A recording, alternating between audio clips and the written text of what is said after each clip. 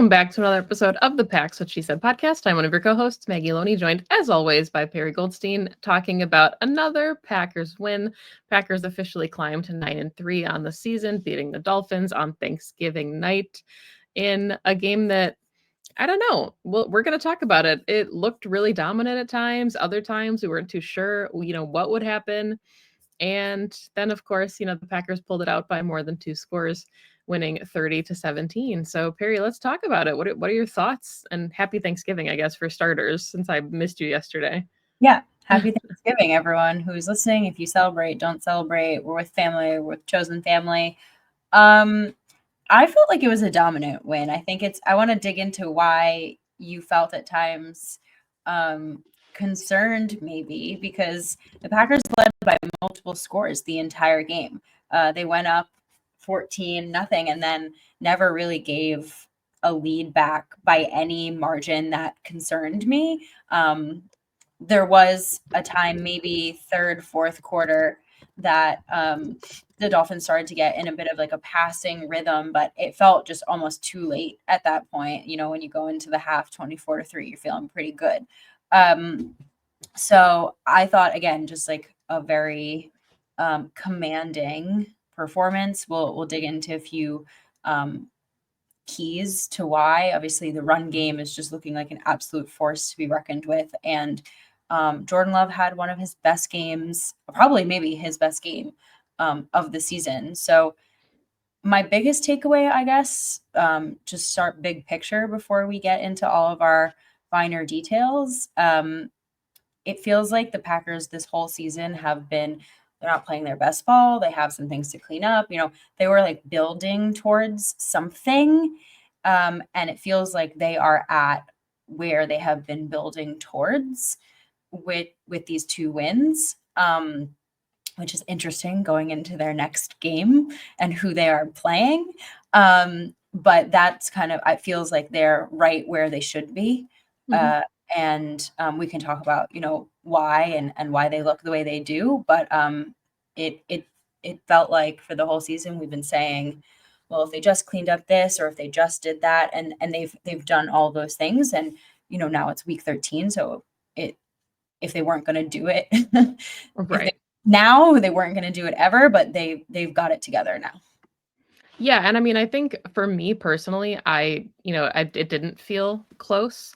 I understood, trepidation that people have just anytime, the Packers, the goal line stand was really, really significant there towards the end. It kind of sealed the door on any possible Dolphins ability to come back.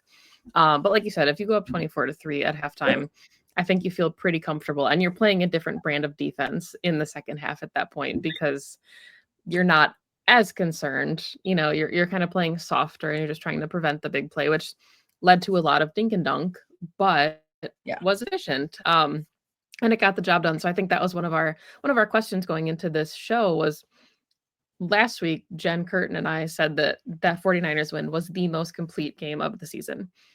And it was what we wanted to see. It was building off of a not great Bears game. And, we weren't sure like what direction at that point the arrow was pointing, but we had said, look, if you capitalize on that and you take that as momentum, you can kind of fuel the stretch run here into the playoffs.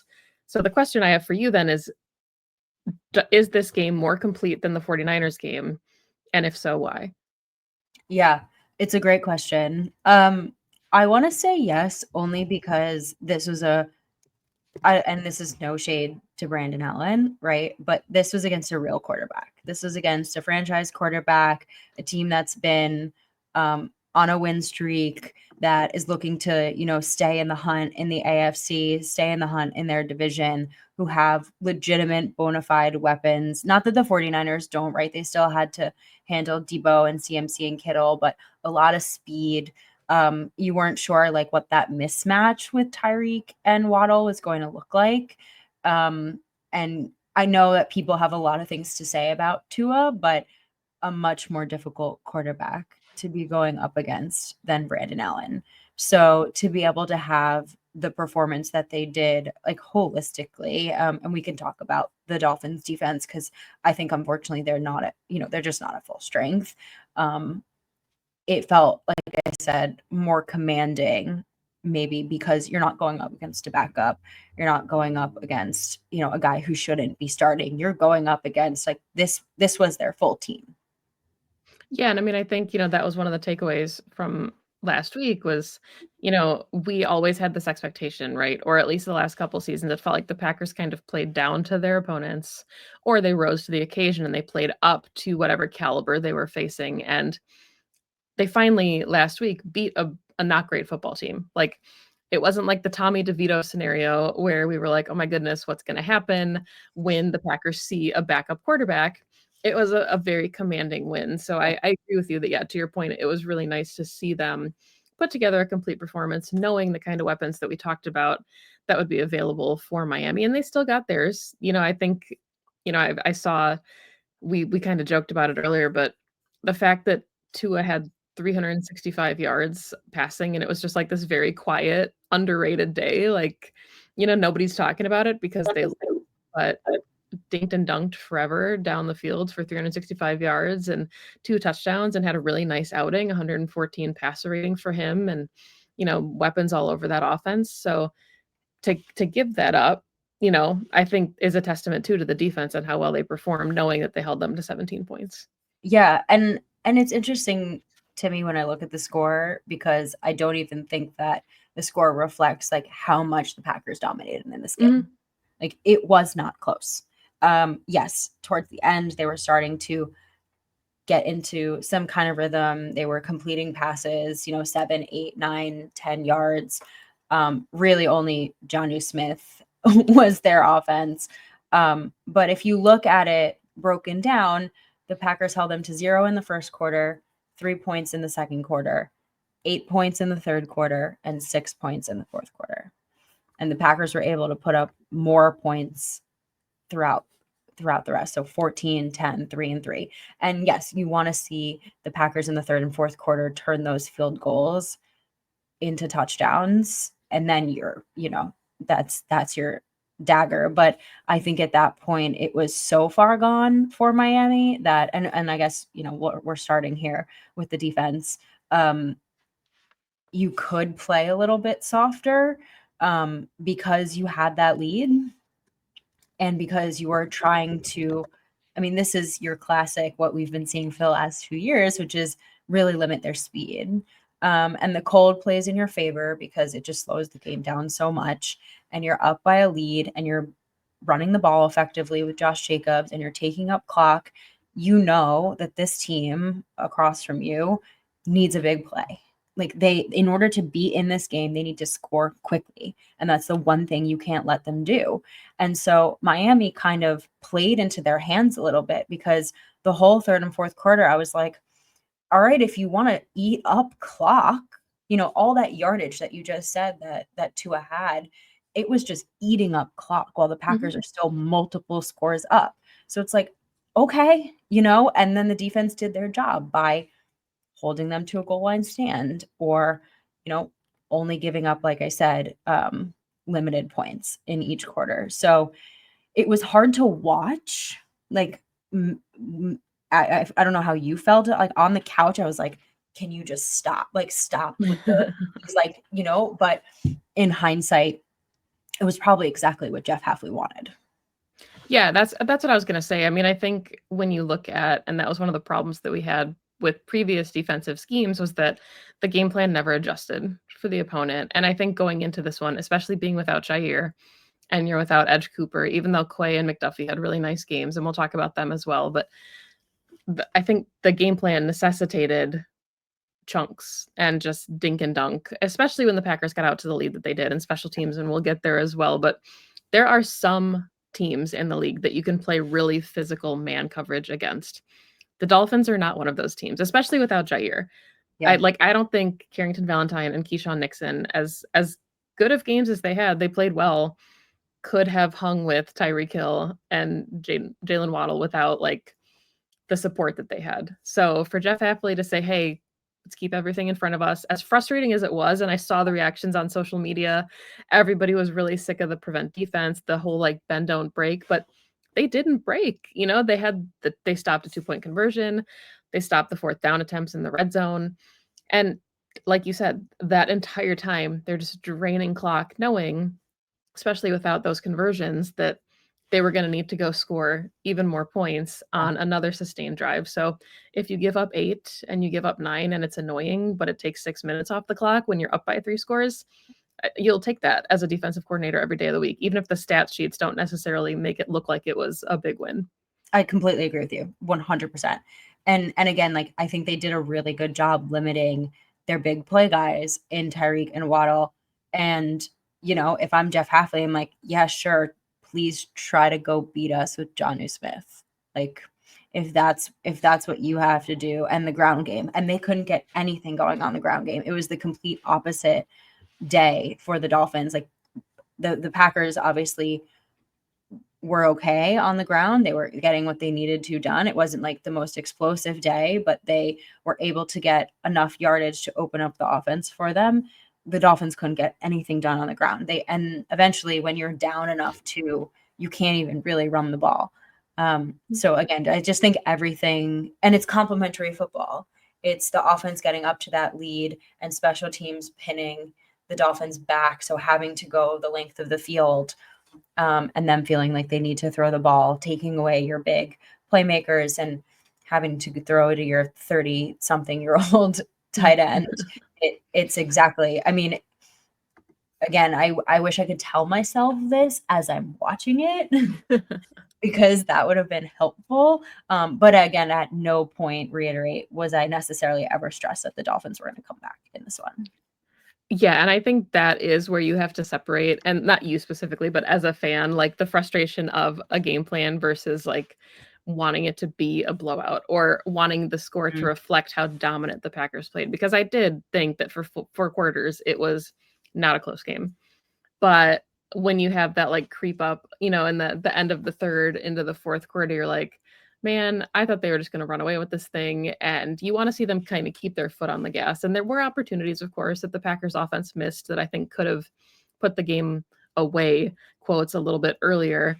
But it never felt like it was something that the Dolphins were going to recover from. So while we're talking about the defense, I do want to talk about the 5 sacks because we keep kind of waiting, for the pressure to come. And even as we were talking during the game, we would say like, "Oh man, it doesn't really feel like the pressure's getting home." And then they end the day with 5 sacks. And I know some of those came at the very end, just like they did against Chicago, when you're trying to make something happen. But Quay Walker had one, JJ Enagbari had one, Lucas Van Ness had one, Kenny 2. Clark. On the Didn't stat sheet, Etienne it says Oh, wait, one. I think he forced a he did. I I know what thought you're he talking was about. in there. He felt like he was in there for 2. Maybe they didn't credit it to him. I don't think they did, but yeah, it felt like it. I was kind of surprised. And then Brenton Cox had the one as well. So, um, big plays from everybody. Kenny Clark got his first of the season, which is so weird to say when we're talking about a game played on November 28th, but everybody stepped up. And I think that's what we were kind of waiting to see with Preston leaving too is, Yeah. who was going to round out the room. And the answer was everybody. All of them would. Yeah. And I think that was probably the mindset with Mhm. the Preston trade is, while we have a lot of guys, we want to get more snaps to pretty much all of them so that they can Mhm. have opportunities. And now we're seeing that come to fruition, and they are all creating plays with those opportunities. I want to talk, like, the reason why I brought up LVN is because I really do think he's starting to flash the last Mhm. couple of weeks. Um, you felt like in the off season that this new scheme would be really good for him. And then the season starts and you're like, are you not really seeing anything yet? And the last couple of weeks, it just feels like 90 is everywhere, whether it's in the backfield, a tackle, a TFL, and now getting involved really with the pressure. I'm actually really surprised that they didn't credit him at least with a half sack.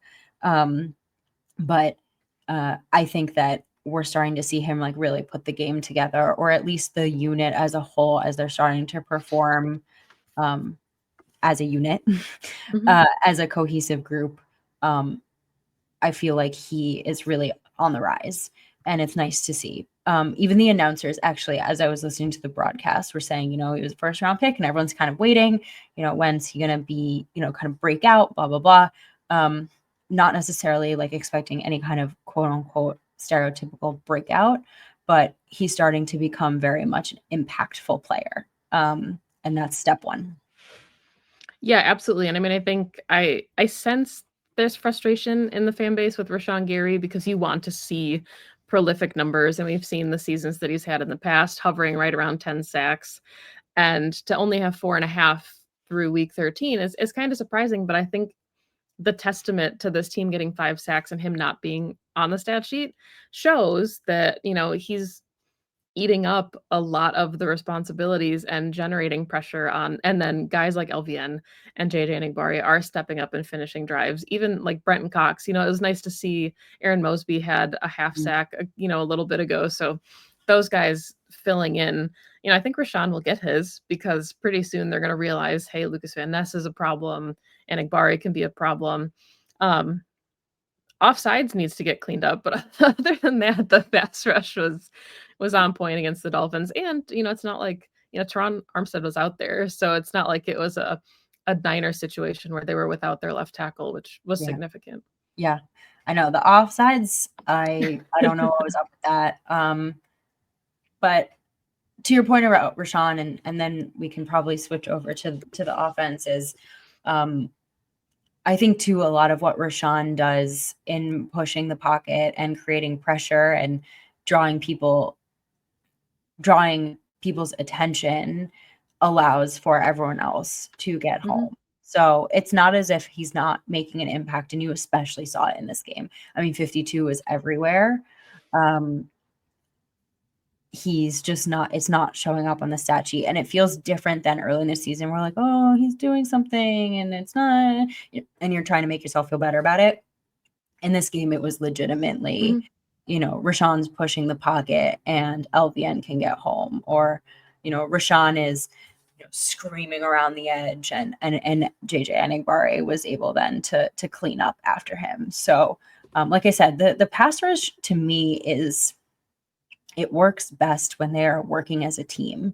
It doesn't work when each guy is just trying to like get their stats. That's when it fails in my mind. And I'm not saying that's what they were doing earlier this season by any means, but you can tell the difference, especially in this game, that they were working in tandem with one another.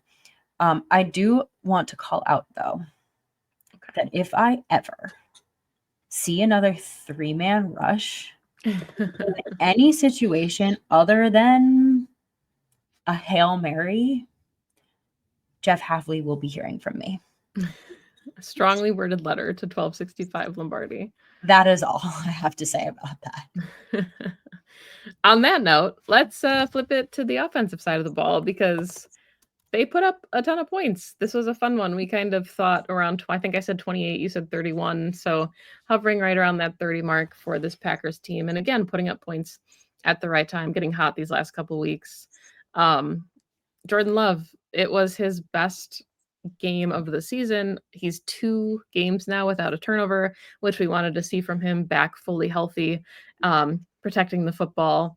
Toyotathon Jordan Love is here and ready. But actually, it was the best passer rating of the regular season of his career. So counting last season too, and we know how well he played down the stretch last season. Second only to the Dallas playoff game, but because that game was exceptional. But 129.2 for Jordan. He was obviously the Madden MVP of the game, which was really cool. Got his turkey leg. Um, Mhm. 274 yards, 2 touchdowns, had the 49-yarder, and just a really solid day. Had another 46-yarder to Christian Watson. So Yeah. nice to see him healthy finally. Yeah. Only 7 incompletions Yeah, the whole game. really efficient, comfortable. Really efficient. No plays either that made me scream like, "I don't do that." Um, he looked really clean, really crisp. The first touchdown to Jaden Reed was gorgeous. That is a ball that can only be placed in that one spot, and he hit it. Mhm. I think Jordan is such an interesting quarterback because he does have such a big arm, and people love to call him a gunslinger and compare him to Favre and et cetera, et cetera. But I think that he is at his best when he is like making really beautiful touch throws Mhm. and has he has some incredible arm angle abilities. We've seen it in, the past last, I don't know if it was last week, it was a pass to Tucker Craft in the red zone. But last night, there were a few where he's really threading the needle between defenders, and to have a quarterback who can do both, who can hit that deep shot, but can also, sling it to the side. I mean, we've seen it with Rodgers in the past, is really special, really, really special. And I also think there's something to be said for a quarterback who's playing as well as he is right now, who's young, who just got paid. People are talking all season about his intercept, blah, blah, and is still so readily relying on the run game. This rushing attack looks like a force to be reckoned with right now. It is, I don't know if I've ever seen a Matt LaFleur offense be so run heavy. I mean, even at peak Aaron Jones. And it's not like, we're not like, oh, get Josh Jacobs X number of touches like we used to be with Aaron Jones either. It's so efficient and so run first, and then you can build off of it with RPOs and the play action. And that's when you get those, 48 yarders to Christian Watson. And that's when you get him feeling like he can zip it. And if I'm an opposing team right now, I'm thinking 1A is, how do I stop Green Bay on the ground? And then if you do that, you then have a quarterback who can pretty much get the ball anywhere it needs to go through the air with a plethora of weapons. It's a really, really on fire offense at the moment. Yeah, and it even, and we love Aaron Jones, obviously, I think everybody knows that listens to the show. Packer fans still, root for him and want him to be successful, but to your point, it always felt like he was the counter or he was the change up. Like he was never the focal point of the offense. Even knowing how talented that he was a spark plug and he could get the offense going, but he wasn't the priority of the offense. And Josh Jacobs has kind of become the focal point, and you can try to mitigate the focal point of the offense, but then to your point, you've got Christian Watson and you've got Jaden Reed who gets 2 touchdowns, and you've got Tucker Craft, and Romeo Doubs wasn't there this week, but he'll be back obviously soon. Josh Jacobs has 5 straight games now over 100 scrimmage yards and 7 touchdowns in those last 5 weeks. He had 2 before that. So, like, he's really starting to get hot at the right time, and Jordan Love said it at the podium, like, nobody wants to tackle him when it's cold out. Like, that is the Lambeau advantage that we talk about. It might not be necessarily the fans in the stands, but it's the cold and it's the snow, and it's not wanting to tackle Josh Jacobs because apparently he also can juke like a mother and will just get around you. So that's I don't know, you can't go low, you can't go high, and that's a really nice problem for Matt LaFleur to have. He's a really tough runner, like a really tough runner. And I think it's a amazing dynamic duo to have a play caller like Matt LaFleur who can get really creative in the run game and pair it with a back like Josh Jacobs who can also make something out of nothing. So all of a sudden you have this like magic combination of incredible run play calling and an incredible runner with great vision and great speed, and who can cut and make guys miss tackles, which I also think like the Dolphins could not tackle for anything in this game. And you've got a really deadly run game. And it's not just Josh. I think Emmanuel Wilson and Chris Brooks add a really nice, BC rotation to give Josh Jacobs some breathing room when he needs a second.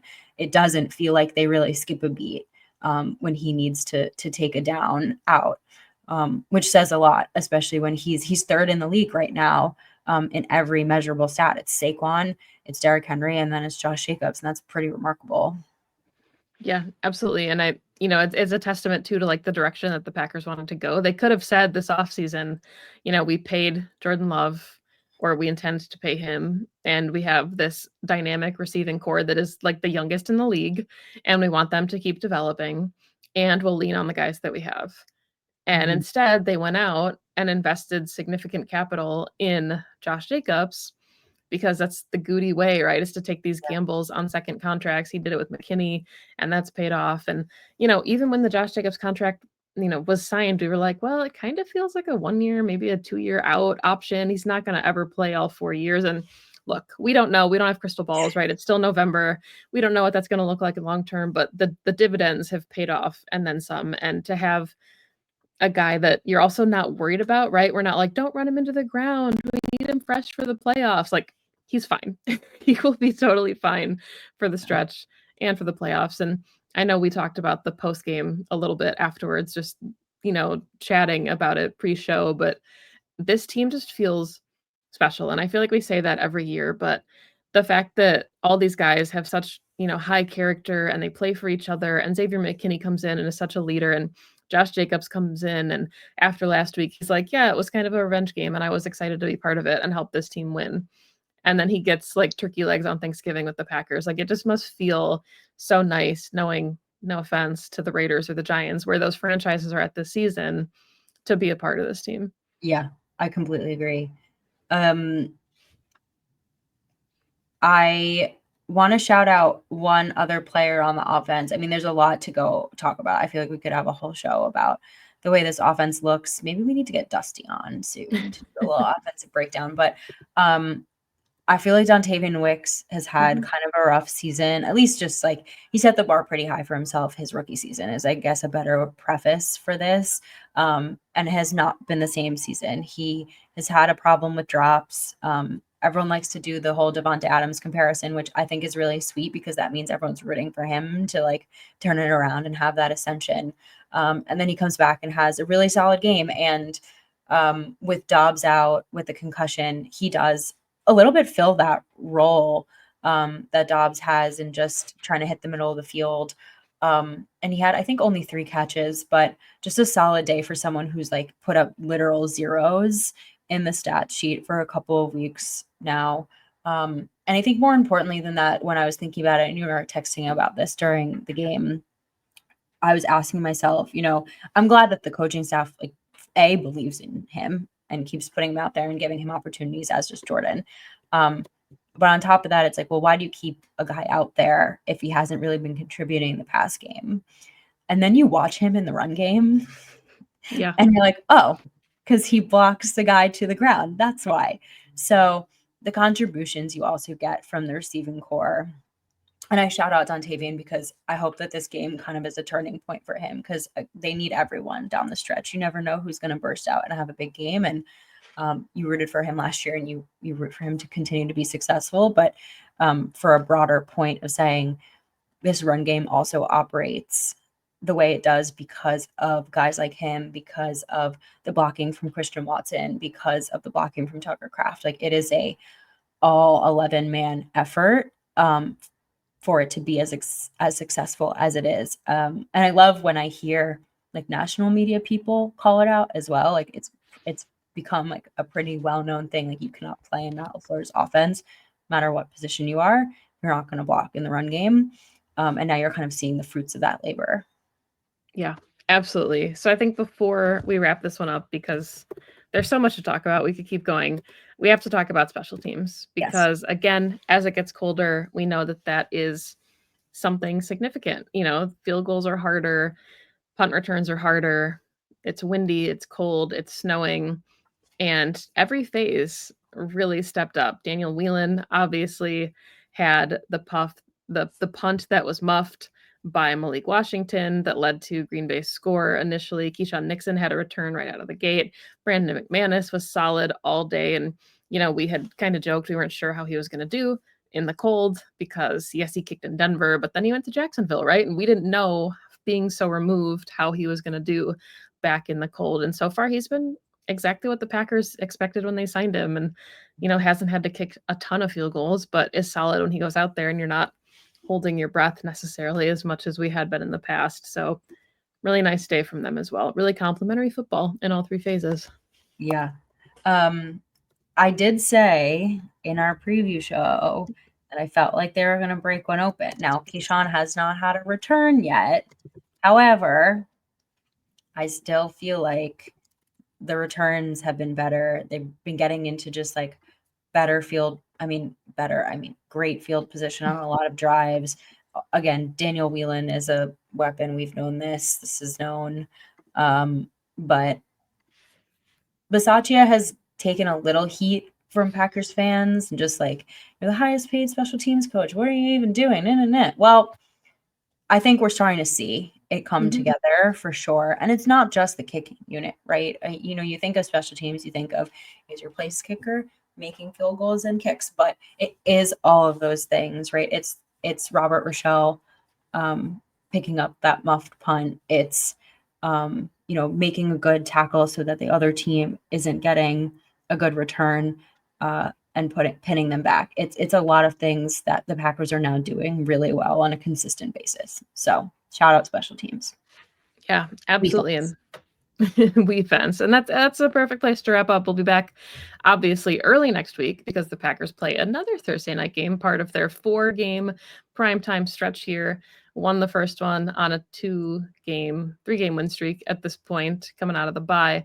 Lions are the Lions. We'll talk about it. Both teams obviously won on Thanksgiving. So this is a big one coming up, a really tough opponent. And I think it's going to be a litmus test to see how this Packers team plays, knowing how the first game went. See kind of how they stack up the second time around. But thank you, as always, for following the show. You can find us on Twitter at PWSS Podcast, on Blue Sky and YouTube at Pax What She Said, Perry at Perry_Goldstein, me at Maggie J. Loney. Anywhere you listen to the audio format, please like and subscribe to the show if you don't already. On YouTube, like and subscribe there if you don't already as well. And we'll be back to talk about probably one of the best games of the season coming up here on Thursday Night Football. Enjoy it. Enjoy the long weekend, and go Pack Go. Go Pack Go.